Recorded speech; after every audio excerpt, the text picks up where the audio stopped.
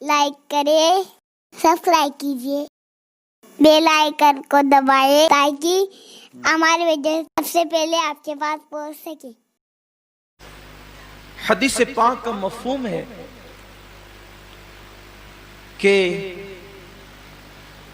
बनी इसराइल में एक आबिद रहता था, इबादत गुजार।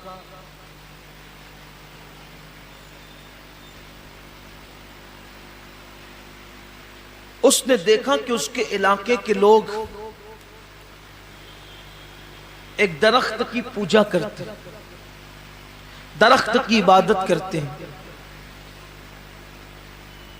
उसको एहसास हुआ कि मेरे अल्लाह के होते हुए गैरुल्लाह की इबादत कोई क्यों करे। तो सोचा कि ये दरख्त ही काट दूं ताकि शिर्क की जड़ें कट जाए। कुड़ाड़े पे कुड़ाड़ी जो है वो कंधे पे रखी और कंधे पे कुड़ाड़ी रख करके निकला। अब शैतान को कब गवारा था कि शिर्क खत्म हो या शिर्क का खात्मा हो। शैतान तो गुमराही, कुफ्र, शिर्क, गुनाह, बेबाकी, वो तो फवाहिशात आम ही करना चाहता है। तो वो आया। अब यहां ध्यान से सुनना, बहुत गौर से सुनने की बात। शैतान आया और उसने आकर के पहले उसको ये कहा कि आप कहां जा रहे हैं। शैतान की आदत है, जैसा आदमी वैसी बात। आप कहां जा रहे हैं। उसने कहा ये दरख्त है, लोग उसकी इबादत करते हैं, शिर्क करते हैं, मैं उसको काटने जा रहा हूं ताकि लोगों को शिर्क से निजात मिल जाए। उसने कहा मैं तुझे जाने नहीं दूं, अपना अपना काम करो, जाओ। उसने कहा मैं जाऊंगा। कहा कि मैं जाने नहीं दूंगा। उसने कहा मैं जाऊंगा। तो अगर तू जाएगा तो तेरे लिए एक शर्त है, अगर तुझे जाना है तो पहले तुझे मुझसे लड़ना पड़ेगा, फिर मैं तुझे जाने दूंगा। अब चूंकि उसके अंदर इखलास भरा था, हालांकि शैतान से लड़ना कोई आसान काम नहीं है। शैतान के पास इतनी ताकत है कि वो 2 उंगलियों में इंसान को मसल सकता है, क्योंकि वो आग से बना हुआ है ना। वो आग से बनाया गया। मसलेगा तो इंसान मर ही जाएगा। लेकिन जहां अल्लाह की रजा होगी वहां अल्लाह की कुव्वत भी होगी। ये खास बात, अल्लाह की ताकत भी।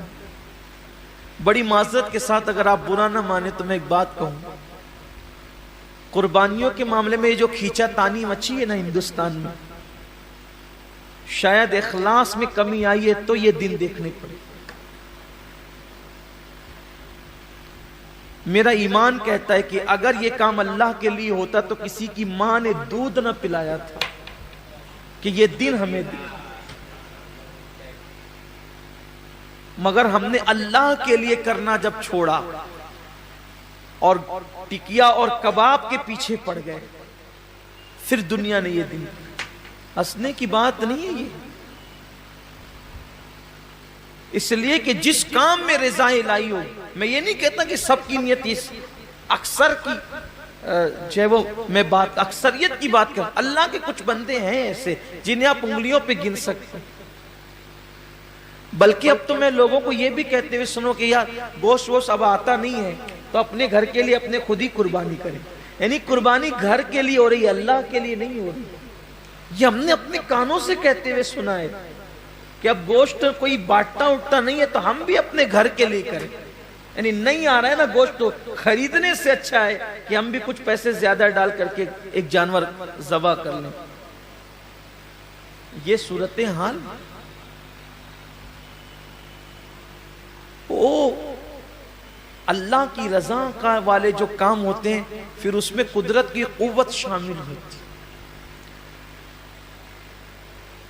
अगर आज भी मुसलमान तौबा करके मुखलिस हो जाएं, मुझे अल्लाह की जात से उम्मीद है, देखें अभी हालत बदलेंगे।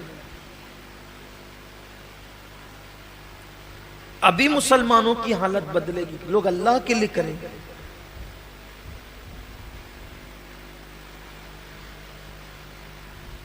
तो शैतान ने कहा कि मुझसे तुझे लड़ना पड़ेगा तब तू जाएगा। उसने कहा ठीक है, मैं लड़ने के लिए तैयार हूं। दोनों कुश्ती लड़ने लगे।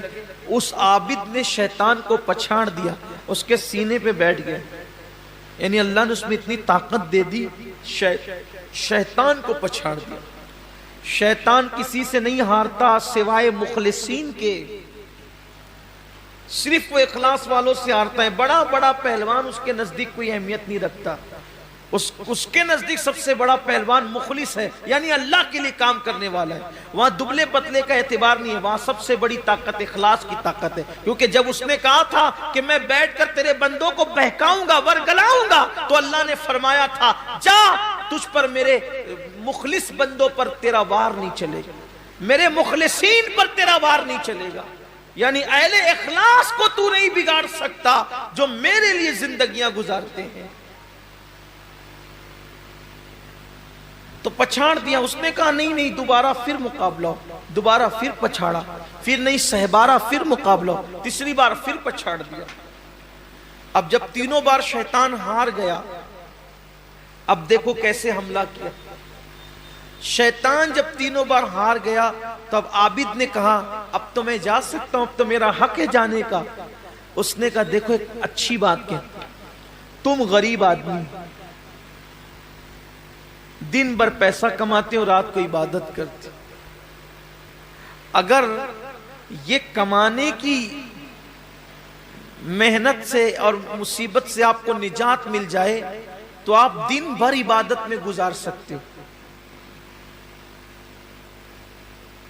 अगर तुम ये काम नहीं करोगे, इनको इनके हाल पे छोड़ो, इनको इनके हाल पे छोड़ो। अगर तुम ये काम नहीं करोगे तो तुमसे पूछ थोड़ी होगी।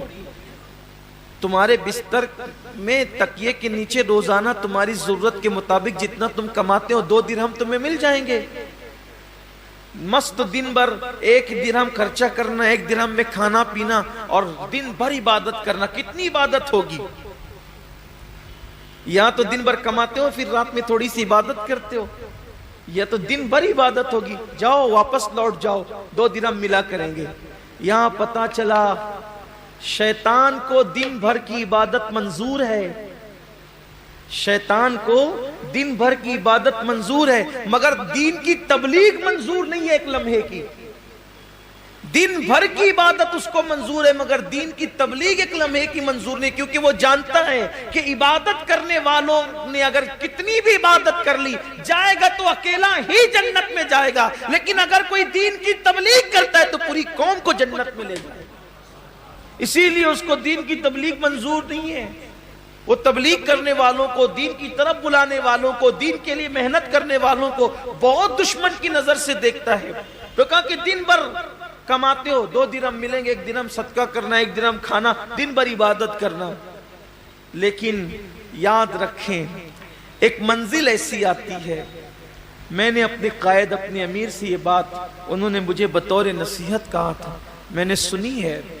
हजरत ने फरमाया था कि बड़ी बड़ी मेहनत, मुशक्कत और मुसीबतें जिस इंसान को मिशन से नहीं रोकती, बड़ी बड़ी मेहनतें और मुशक्कतें और तकलीफें जिस इंसान को अपने मिशन से नहीं रोकती, अगर उसके रास्ते में राहत, पैसे और आसाइश बिखेर दी जाए, नेमतें बिखेर दी जाए, तो जो इंसान मुसीबतों से मिशन से नहीं रुकता वो ऐश और इशरत की लालच में अपने मिशन से रुक जाता है।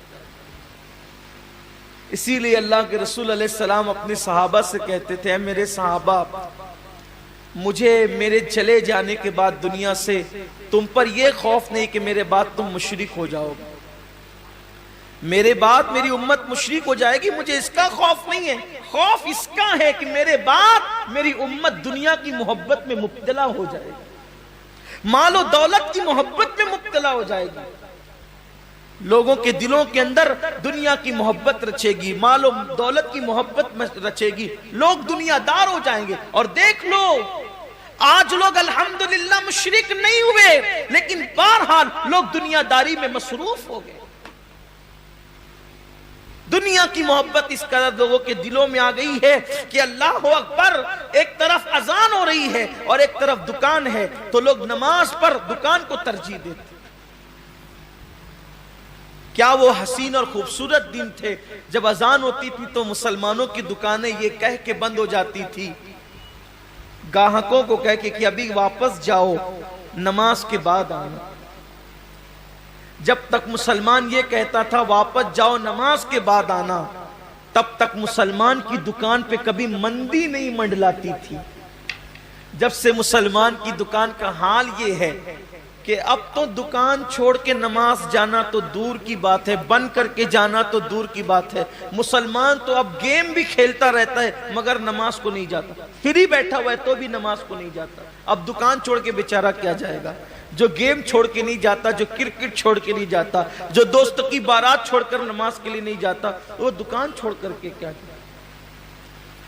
हमने तो ऐसे भी बुजुर्गों की जिंदगी पढ़ी है कि किसी ने आकर के खबर दी कि बेटे का इंतकाल हो गया है, तो कहा अभी नमाज का वक्त है, बाद में देखेंगे, अभी नमाज का वक्त है, बाद में देखेंगे। बल्कि ये तो नमाज है, नमाज।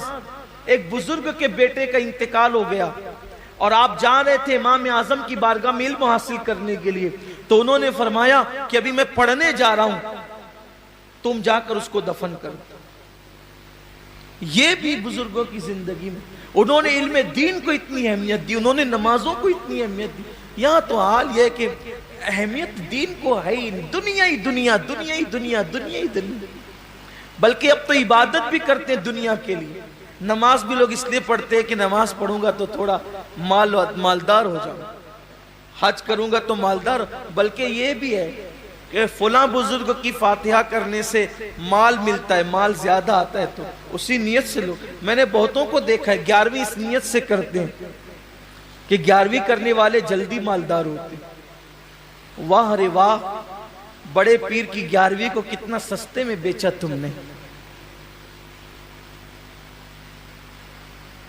लोग मुजद्दिद अल्फसानी के यहां इसलिए जाते, बल्कि हजरत मुजद्दिद साहब के यहां वो भी जाते हैं जो और जगह के लिए मना करते हैं, इसलिए कि मुजद्दिद साहब के मजार की खुसूसियत ये है, जो वहां हाजिरी देता है वो मालदार हो जाता है। उस मजार की दो खुसूसियत है, मुजद्दिद अल्फसानी के मजार की दो खुसूसियत है। आम इंसान जाता है तो मालदार हो जाता है, हाफिज कुरान अगर वहां जाकर एक बार कुरान पढ़ ले, सारी जिंदगी फिर वो कभी कुरान नहीं भूल सकता। मुजद्दिद साहब की मजार की फजीलत ये, इसीलिए बड़े बड़े बिदतियों को वहां पर कुरान पढ़ते देखा गया। 8-8 दिन के लिए आते हैं, 5-5 दिन के लिए आते हैं, पूरा सुनाते हैं। हम कहते हैं नादान, गुलाम की फजीलत तो मान ली, जिसने वहां से नेमतें पाई उसको क्यों नहीं मानता? बात ये है, उसको क्यों नहीं। लेकिन मैं ये कहना चाहता हूं 11वीं की अजमत अपनी जगह। लोग हर महीना गरीब नवाज के यहां जाते हैं, ये गरीब नवाज नवाजते बहुत जल्दी, हर छट्टी जाओ तो बहुत जल्दी माल आता है। मैं कहता हूं जाओ, हर छट्टी नहीं बल्कि बार बार जाओ, अनगिनत बार जाओ, मगर नियतों का किबला दुरुस्त कर लो। अरे जो माल के लिए जा रहे हो माल खत्म हो जाएगा, कभी इसलिए भी तो जाओ, या गरीब नवाज माल तो बहुत दिया है, अब जरा अल्लाह से भी मिला दे। जिसने बख्तियार को कुतुबुद्दीन बनाया है वो हमें भी तो कुछ बना सकता है, जिसने साबिर अलाउद्दीन बनाया वो हमें भी तो कुछ बना सकता है, जिसने निजामुद्दीन बनाया वो हमें भी तो कुछ बना सकता है। बात इतनी है कि बख्तियार गए ही थे कुतुबुद्दीन बनने के लिए तो उनको कुतुबियत अता कर दी गई, निजाम गए थे निजामुद्दीन बनने के लिए उनको वो बना दिया गया। हम जाते सिर्फ बेटी के रिश्ते के लिए, बेटे के रिश्ते के लिए, बच्चों के लिए, भाइयों के लिए और रोजी मांगने के लिए, तो हमें उतना ही कुछ मिलता है। हालांकि वो लोग जब लोग मुझसे ये कहते हैं ना कि हुजूर से कहना कि मेरी भी झोली भर दे, तो मुझे तकलीफ होती है। तू क्या और तेरी झोली क्या? अरे जैसा सखी है वैसा मांग। ये क्यों कहते हो कि हमारी झोली भर दो? झोली छोटी होती है और उनकी अता बड़ी होती है। झोली भरने की बात मत करो, अरे वहां से तो खुदा मिलता है, वहां से जन्नत मिलती है, इसने झोली की बात, झोली छोटी, छोटे दामन को झोली कहते हैं, इसलिए झोली की बात मत किया करो, बल्कि यूं कहा करो, या रसूल अल्लाह, आप शान वाले, मुझे अपनी शान के मुताबिक अता करें। और हम तो ये कहते हैं, या रसूल अल्लाह, मैं क्या, मेरी औकात क्या, मेरी झोली क्या, मेरा दामन लाऊंगा तो मैं अपनी ताकत के मुताबिक लाऊंगा। दामन भी दो और झोली और दामन भी अता करो, दामन भी अता करो और दामन में भीख भी अता करो, दामन भी दो, दामन में भीख भी अता करो। मैं दामन लाऊंगा तो अपनी औकात के मुताबिक लाऊंगा, आप दामन देंगे तो अपनी शान के मुताबिक देंगे, तो दामन भी शानदार होगा और दामन की भीख भी शानदार होगी। तो जैसा सकी है वैसा इंसान दुनिया ही में पड़ा हुआ है। लोगों को चाहिए कि वो खुदा की रजा हासिल करे, रसूल की रजा हासिल करे। अल्लाह रसूल मिले तो कायनात की हर चीज मिल जाएगी।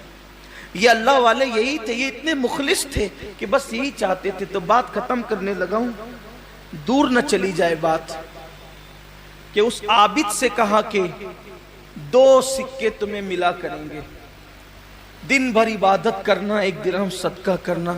उसने सोचा यार ये बात तो अच्छी कहता है, पहचाना नहीं कौन है, बात तो अच्छी कहता है। यानी कि शैतान की आदत है तोड़ी पानी करना।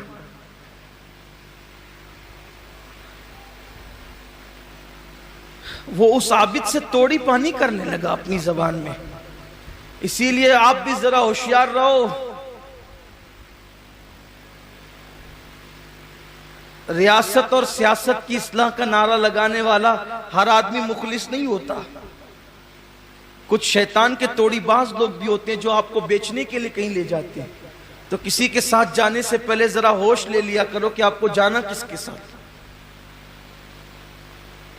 हम तो किसी के साथ नहीं जाते, लेकिन आपसे भी कहते हैं कि जाने से पहले सोचा करो कि जाना किसके साथ, कि लोग आपको बेच न डालें।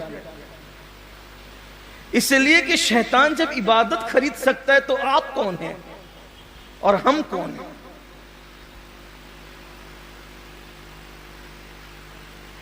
तो 2 दिरहम पे बेचारा आबिद बिक गया और उसने कहा ठीक है वापस जाते हो। वापस चला भी गया। जब वो वापस गया तो पहले दिन तो 2 सिक्के मिले उसको। अब वो शैतान झूठा मक्कार, मक्कारियों की इंतहा उसके अंदर है। उसने कब अपने वादे को वफा करना, वादा वफा करना तो मेरे अल्लाह की शान है। इन्नल्लाह ला युखलिफुल मिआद, अल्लाह अपने वादे के खिलाफ नहीं करता।